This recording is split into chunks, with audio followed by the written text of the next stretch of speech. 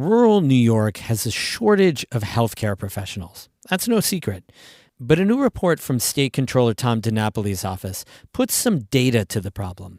It shows that there are big shortfalls in the number of doctors and other providers in 16 rural counties, including in Essex, Franklin, Hamilton, and Lewis counties here in the North Country.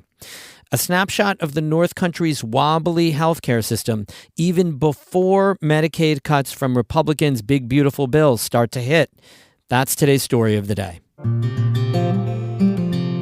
Support for Story of the Day comes from Morja Wealth Management, serving the North Country for 3 generations. MorjaWM.com. Securities offered through Hightower Securities, LLC, member FINRA, SIPC. Hightower is an SEC-registered investment advisor. And Kinney Drugs, now offering specialized home medical equipment and supplies. Learn more at kinneyhomecare.com. Hey, I'm David Sommerstein. It's Tuesday, August 12th. First up, Governor Kathy Hochul is still leading in a likely matchup against North Country Republican Congresswoman Elise Stefanik in the 2026 gubernatorial race. But her lead has shrunk over the summer. A new poll today from the Siena Research Institute finds Hochul has a 14-point lead over Stefanik, down from 23 points in June. Pollster Steve Greenberg says Stefanik's increase largely comes from an influx of Republican support. 3/4 of Republicans support Stefanik, up from just over a half earlier this summer. Republicans, not surprisingly, came home to Stefanik. That's what tightened the race up. But we are still a long way to go. We're 10 months from any potential Republican or Democratic primary. We're 15 months from the general election. A lot will change. Greenberg says that 46% of those surveyed in the poll said they were not very or not at all familiar with Stefanik. I think that's what Stefanik's camp would look at. We're not as well known. We can become more well known. And as we do that, we'll increase our standing with the voters. But the downside for Stefanik is that because she's not known, there's room for Hochul and the Hochul camp and Democrats in New York to try and define her rather than let her define herself. Stefanik hasn't formally announced it yet, but she's expected to launch a campaign to challenge Hochul in next year's race for governor. The union representing New York State troopers say they should get time off after shootouts and other stressful calls. As Jimmy Vielkind reports for the New York Public News Network, the state could be the first in the nation to create critical incident leave. Richard Albert spent 20 years in the state police without firing his gun until a highway stop in 2023. He pulled over an SUV.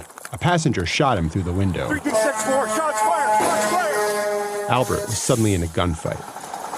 Milepost 108, shots fired. It took 11 minutes for backup to arrive. Until then, he was all alone. Get down!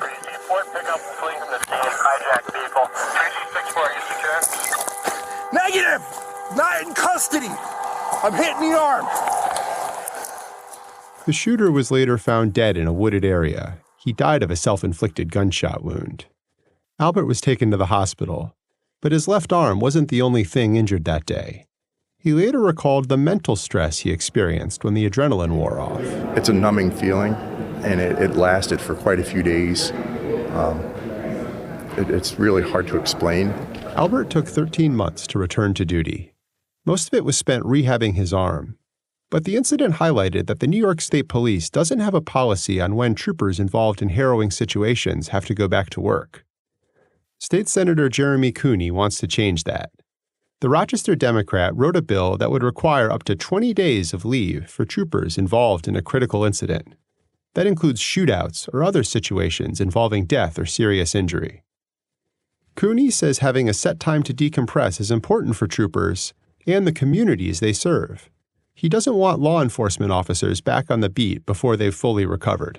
That has a detrimental effect on the community at large because you've placed somebody in a position of authority who may not be mentally healthy enough to fully do their job well in protecting the community. The bill passed almost unanimously. Cooney credits the New York State Troopers Police Benevolent Association. Union President Charles Murphy said the New York State Police can be a model for other departments around the country. We do believe this is an opportunity for New York to lead the charge in mental health because we don't find any other policies that exist out there that actually identify departments and states prioritizing the first responders that are serving them. A spokesperson for the state police declined to comment on the legislation. A spokesperson for Governor Kathy Hochul says she'll review whether to sign or veto the bill. But the governor touted her support for law enforcement during a recent event in Albany. $2.6 billion we've allocated for law enforcement efforts since I became governor. That's not defunding the police. That is supercharging funding for our police officers, and I'll always continue to do that as long as I'm governor. Albert hopes Hochul will sign the bill. He remembers a stigma for being out for so long. A standard policy will make it easier for people to take the time they need. The longer you're out, the less you're going to be welcomed back. But I worked through it. I got the answers I wanted, and I was welcomed back. I was excited to go back once I was ready. Governor Hochul has until the end of the year to act. In Albany, I'm Jimmy Vielkind for the New York Public News Network.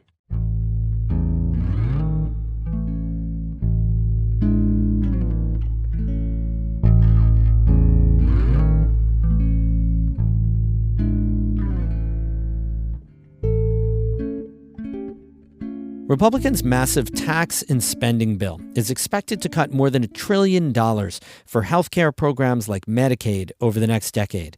Those changes could hit rural areas especially hard.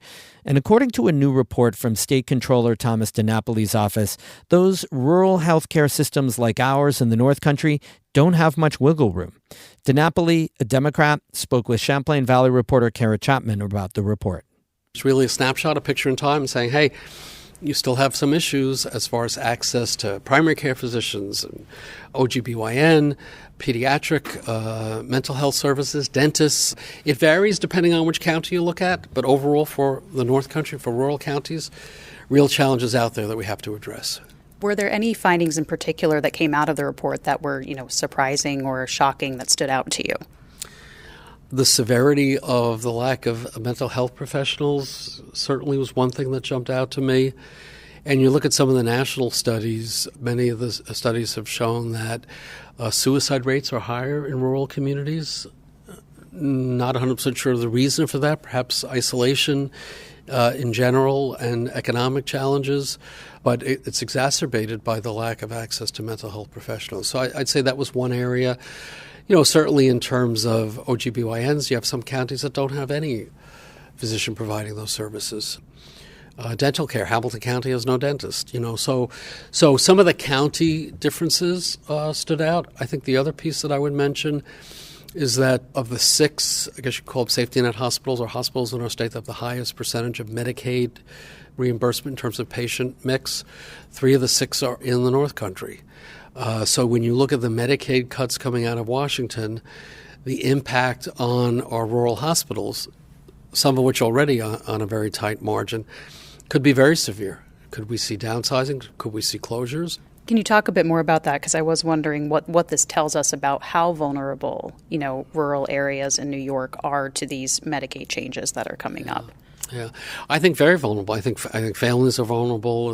Again, the numbers vary county to county, but about 30%. We'll take it as an average in terms of population on Medicaid.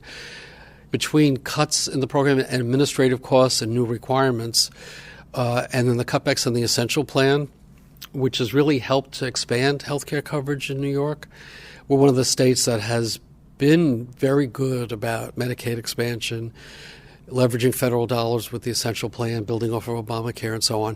One of the interesting statistics that I cite is you go back a number of years ago, we had about 10% of our population without health care coverage. We're now down to less than 5% without health care coverage. With these federal cutbacks, especially in our rural communities, you're going to see those numbers go in another direction. Doesn't mean people aren't going to get health care, but what's going to happen is that if they don't have the coverage, they're going to end up using a hospital as their emergency room.